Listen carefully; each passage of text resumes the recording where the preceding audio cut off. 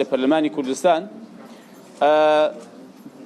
هەوڵ دراوە بەڕاستی بەڵام تا ئێستا تا ئەم کاتش ینی بە شێوەیەکی کردەیی هیچ بەدەستەوە نەهاتووە. ئێمە ڕاوێژمان پێکردن کە ئایا ئەگەر مەسەڵەن ئەم پارەیە بە شێوەی لە شێوەکان کەم بکرێتەوە یا مەسەڵەن بە میکانیزمی بە قۆناغ بیدرێ سعری مەدعوم باز دەکرێت جاری وایە سعری تیجاری هێندێکی باز دەکرێت چۆن بێ. ئێمە ڕاوێژێکی بەڕاستی فراوانمان کرد بە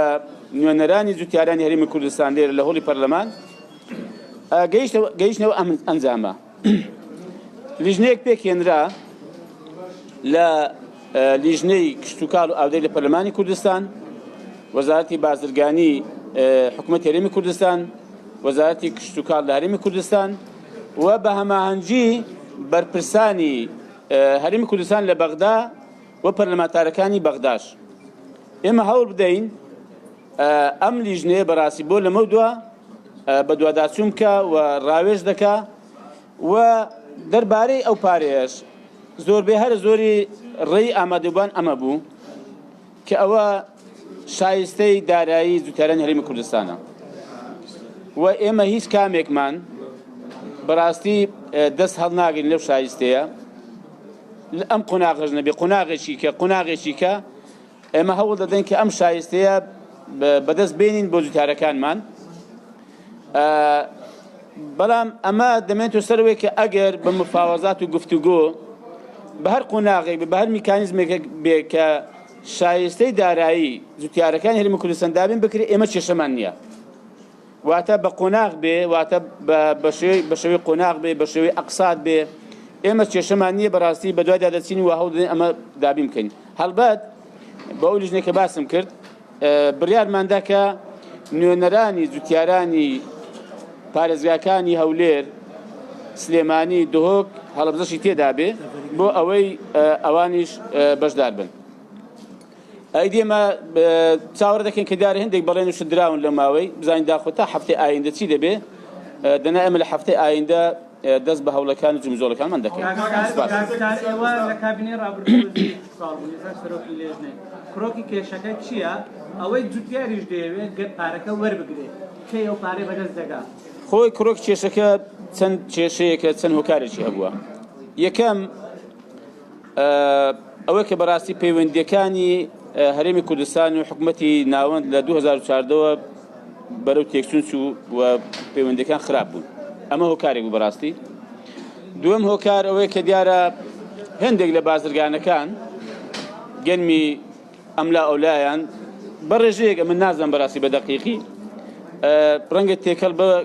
گەنمی جوتیارانی هەرێمی کوردستان کردووە سایلۆکان. بەڵام خۆ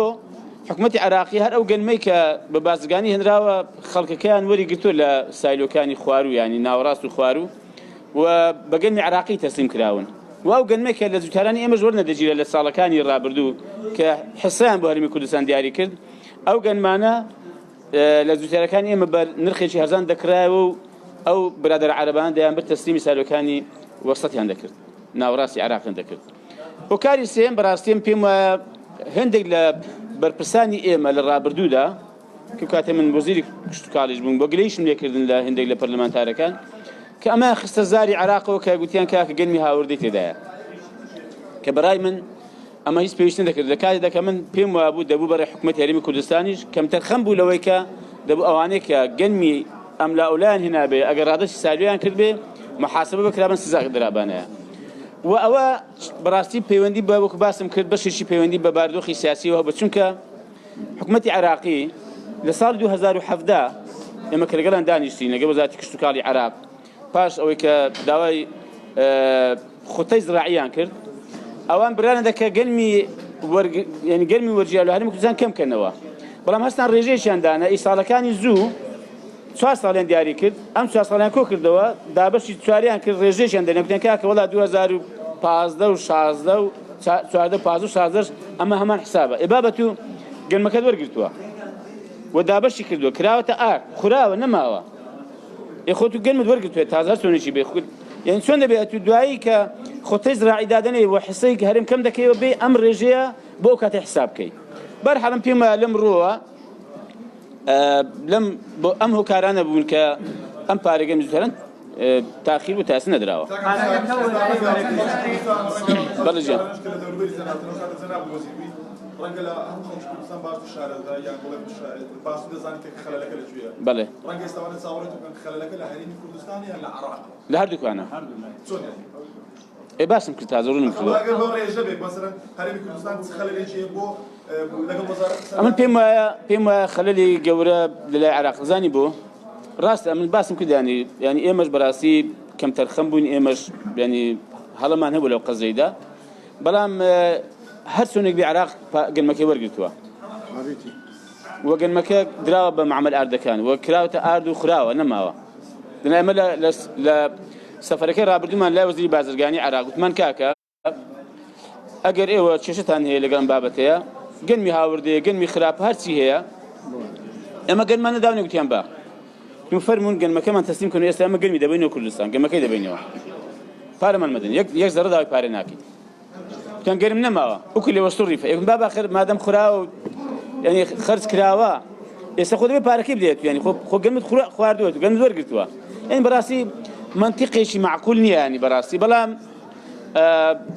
کاکە ئەو گەندەڵی و ئەو بازرگانی چاوچنۆک و بەڕاستی بە تەماعانەش ئەوە قوڕیان بەسەر ئەم فەلاحە فەقیر وەژارە نەکردووە بەڵێ ئەندازەیەک سیاسیش تێدا پێم وایە پەیوەندەکانی هەرێمی بەغدا باش بێ بۆ پتە بێ وەردەسەر بابەتەکانی کە ڕێک بکەون قەناعەتم ئەمەش چارەسەر دەبێت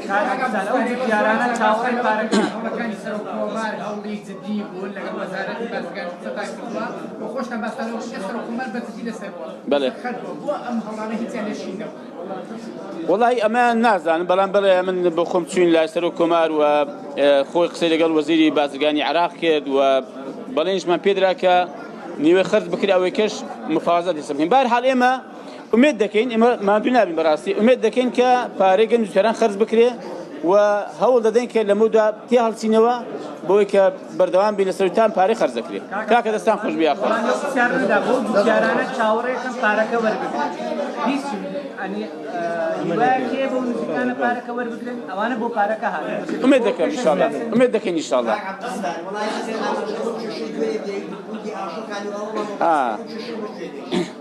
وڵی